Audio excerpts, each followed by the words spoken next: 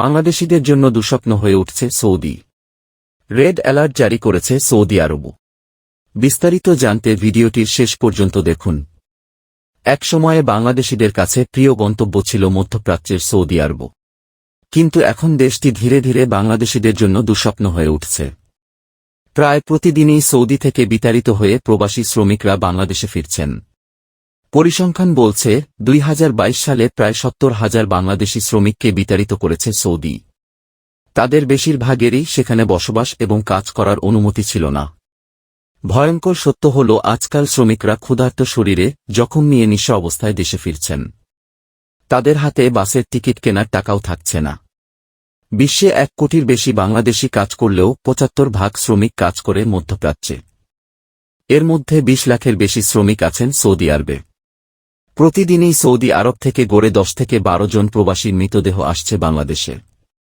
সরকারের তথ্যমতে গত 14 বছরে সৌদি আরবে কমপক্ষে 13,685 বাংলাদেশি কর্মী মারা গেছেন। এর মধ্যে 2022 সালেই মৃত্যু হয়েছে 1,502 জনের। অর্থাৎ প্রতিদিন গড়ে 4 জনের বেশি বাংলাদেশি কর্মীর মৃত্যু হয়েছে।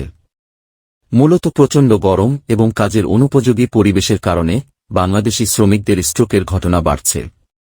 তাছাড়া অমানবিক পরিশ্রমের কারণেও মৃত্যু বাড়ছে বলে মনে করেন অভিবাসন বিশেষজ্ঞরা। রেড অ্যালার্ট জারি করেছে সৌদি আরব। সৌদি আরবে কয়েকদিন ধরে ভারী বৃষ্টিপাতের কারণে বন্যার আশঙ্কায় মক্কা, মদিনা ও তাবুক সহ বেশ কয়েকটি শহরে রেড অ্যালার্ট জারি করা হয়েছে। রাজধানী রিয়াদ সহ বেশ কয়েকটি শহরের শিক্ষা প্রতিষ্ঠান বন্ধ ঘোষণা করা হয়েছে।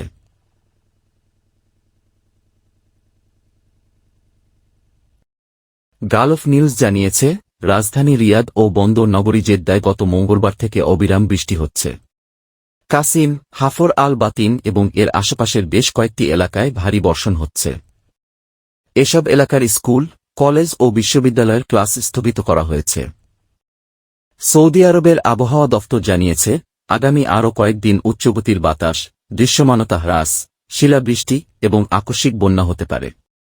এছাড়া তীব্র বাতাস, ধূলিঝড় ও শিলাবৃষ্টির সম্ভাবনা রয়েছে। এসব কারণে মদিনা, তাবুক, মক্কা ও উত্তর দিকের উপকূলীয় অঞ্চলের বাসিন্দাদের সতর্ক থাকতে বলা হচ্ছে। এদিকে সৌদির সিভিল ডিফেন্স অফিস 2-1-2-5 মার্চ পর্যন্ত আবহাওয়ার পূর্বাভাস দিয়ে একটি সতর্কতামূলক বিজ্ঞপ্তি প্রকাশ করেছে।